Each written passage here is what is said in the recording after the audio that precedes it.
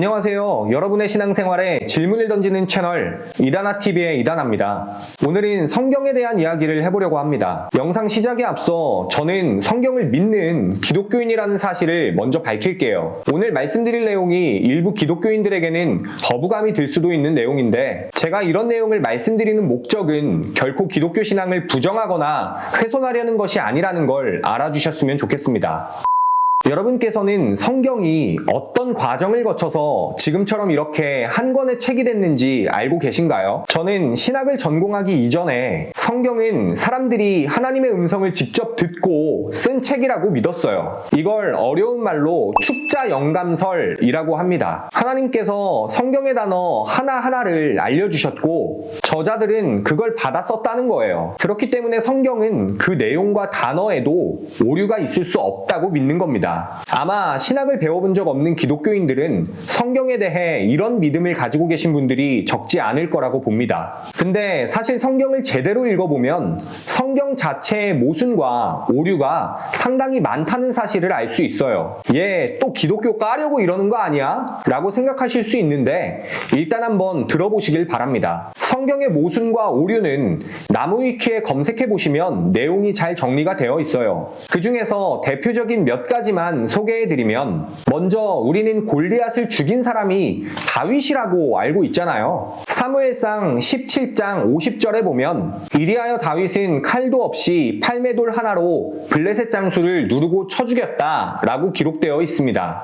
근데 여러분 놀라지 마세요. 사무엘하 21장 19절 말씀을 보면 곱에서 블레셋 군과 또 한 차례 싸움이 붙었을 때 베들레헴 사람 야이르의 아들 엘하난이 갓사람 골리앗을 죽였는데 골리앗의 창대는 배틀 용두 머리만큼 굵었다 라고 써 있습니다. 사무엘상은 다윗이 골리앗을 죽였다고 하고 사무엘하는 엘하난이 골리앗을 죽였다고 기록되어 있는 거죠. 여기서 다윗과 엘하난이라는 사람은 동일인이 아닌 아버지의 이름까지 다른 완전히 다른 사람입니다. 또 마태복음과 누가복음에 나와 있는 예수님의 족보가 서로 달라요. 마태복음과 누가복음 모두 예수님의 아버지는 요셉이라고 기록합니다. 그러나 마태복음은 요셉의 아버지를 야곱이라고 하고 누가복음은 헬리라고 해요. 그리고 그 위로 다윗이 나올 때까지 모든 족보가 완전히 다릅니다. 한두 사람 이름만 다르면 그러려니 하겠는데 아버지만 일치하고 그 윗세대가 전혀 다르다는 건 쉽게 이해하기 어렵죠.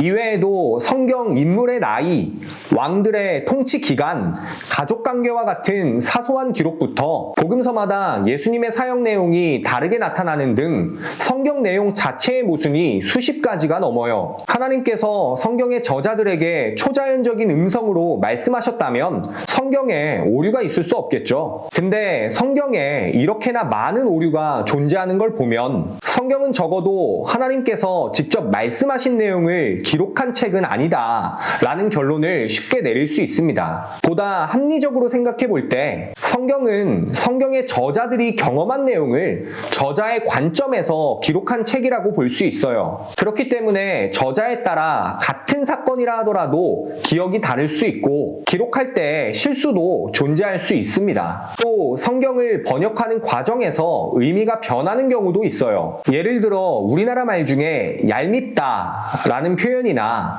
할 수 없지 라는 표현 같은 건 영어로 번역하기가 좀 애매합니다. 마찬가지로 성경을 원어에서 우리나라 말로 몇 번씩이나 번역하는 과정에서 의미가 변질되는 경우가 있을 수 있죠. 심지어 같은 한국어인 성경 안에서도 표준세 번역, 개역개정판, 킴 제임스판, 현대인의 성경, 쉬운 성경 등 번역판이 수도 없이 많아요. 의미도 조금씩 다릅니다. 또 지금 우리가 성경이라고 말하는 66권의 책은 과거 사람들이 회의를 통해 정한 거예요. 66권의 책 외에도 엘리야 승천기, 도마복음 등 일반 성도들은 잘 모르는 외경들이 굉장히 많습니다. 마태, 마가, 누가, 요한복음을 우리가 사복음서라고 부르잖아요. 이런 복음서가 실제로는 50개가 넘는데 그 중에서 4권만 복음서로 인정된 겁니다. 이런 작업들이 모두 사람에 의해서 진행됐어요. 하나님께서 직접 66권을 성경으로 써라 라고 명령하신 게 아닙니다. 말씀드린 이유들로 성경은 문자적으로 완벽한 책은 아니에요. 하나님께서 하늘에서 던져주신 책도 아닙니다. 그러다 보니 성경은 인간이 쓴 책 아니야? 라면서 성경이 판타지 소설에 불과하다고 생각하는 사람들이 적지 않아요. 우리가 단군 신화나 그리스 로마 신화 같은 책을 역사적 사실로 받아들이진 않잖아요. 비기독교인들에게는 성경이 그렇게 보이는 거죠. 죽었던 사람이 살아났다거나 예수님께서 물 위를 걸으셨다는 내용과 같은 이야기들은 비기독교인들 입장에서는 말도 안 되는 소설 같은 이야기일 뿐입니다. 어떤 기독교인들은 이런 갈등 속에서 이성적이고 과학적으로 비기독교인들을 설득하려고 노력해요. 그러나 솔직히 제 아무리 뛰어난 달변가라 할지라도 죽은 사람이 살아났다든지 처녀가 임신을 해서 아이를 낳았다는 걸 믿게 할 수는 없습니다. 이건 객관적 사실의 영역이 아니라 믿음의 영역이기 때문이죠. 여러분께서는 어떠신가요? 성경에 나와 있는 모든 내용을 사실로 받아들이시나요? 그렇다면 성경에 나와 있는 내용에 모순이 있다는 사실을 알게 된다면 신앙을 버리실 건가요? 우리는 도대체 성경을 어떻게 받아들여야 하는 걸까요? 저는 성경이 진리라고 믿습니다. 그리고 제가 성경을 진리로 믿는 이유는 성경이 논리적으로 완벽하기 때문이 아닙니다. 성경이 이야기하는 메시지가 제 삶을 의미 있고 행복하게 하는 유일한 가치이기 때문이에요. 과학적이고 논리적으로 완벽한 책이라 하더라도 그 책의 메시지가 제 삶을 변화시키고 행복하게 만들지 않는다면 그 책은 제게 아무 의미도 아닙니다. 반대로 그 책이 과학적이고 논리적으로 완벽하지 않다 할지라도 그 메시지가 제 삶을 변화시키고 행복하게 한다면 그 책은 저에게 진리인 거예요. 그렇다면 성경의 핵심 메시지는 무엇일까요? 이전 컨텐츠를 통해서도 반복적으로 드리는 말씀이지만 성경의 시작인 창세기 1장 1절부터 요한계시록 마지막 말씀까지 성경이 일관되게 이야기하는 메시지는 단 하나입니다. 바로 사랑이에요. 인간은 사랑에서 멀어져 불완전한 존재가 되었고 그렇기 때문에 누군가를 사랑하고 사랑받을 때 비로소 온전해지며 행복한 삶을 살 수 있다는 사실을 이야기합니다. 성경은 과거부터 지금까지 우리에게 이 사랑이라는 가치를 외치고 있고 이 메시지 안에서 수많은 사람들이 변화되어 왔어요. 성경의 모든 말씀은 우리에게 사랑을 이야기한다는 점에서 비로소 의미를 갖는 겁니다. 그렇기 때문에 기독교인들은 사랑이라는 가치 아래에서 자신의 믿음의 분량에 따라 성경을 믿으면 돼요. 어떤 사람은 성경의 모든 내용이 역사적 사실 그대로 믿어질 수 있어요. 그럼 본인은 그렇게 믿으면 됩니다. 근데 또 다른 사람은 사람이 무리를 걷는다든지 처녀가 잉태했다는 사실이 도저히 믿어지지 않는데요. 근데 성경이 말하는 사랑이라는 메시지를 통해서 내가 사랑받는 존재라는 사실을 느끼게 되고 타인을 사랑하며 사는 삶을 살게 된다고 해봅시다. 그럼 그냥 그렇게 믿어도 되는 거예요. 성경 말씀이 역사적 사실이어야만 내 믿음이 유지된다고 해서 타인에게까지 동일한 믿음을 강요하는 행위는 오히려 성경의 핵심 메시지인 사랑에 반하는 것임을 우리는 깨달아야 합니다. 어떤 사람들은 이렇게 말해요.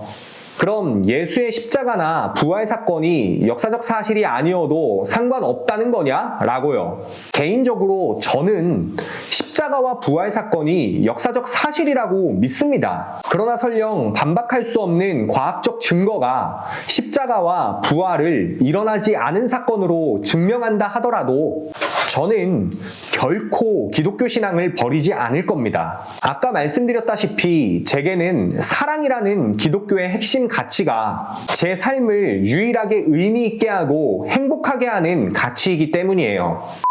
성경의 모든 문자와 사건들은 성경의 핵심 메시지인 사랑을 우리에게 전달하는 수단에 불과해요. 이 기준이 없으면 우리의 신앙은 학문이나 과학에 의해 휘둘릴 수밖에 없습니다. 여러분의 삶이 성경을 통해 변화되고 성경의 메시지인 사랑이 여러분의 삶을 정말 행복하게 하지 않는다면 여러분의 신앙은 외적인 요소들에 의해 좌지우지되는 불완전한 신앙에 머무를 거예요. 기독교 신앙은 우리의 삶과 동떨어진 학문의 영역이 아니라 실제로 내 삶을 변화시키고 행복하게 하는 현실이자 실존입니다. 부디 모든 기독교인들이 성경을 머리로만 이해하는 것이 아니라 삶으로 소화해 살아가는 신앙생활을 했으면 하는 바람입니다.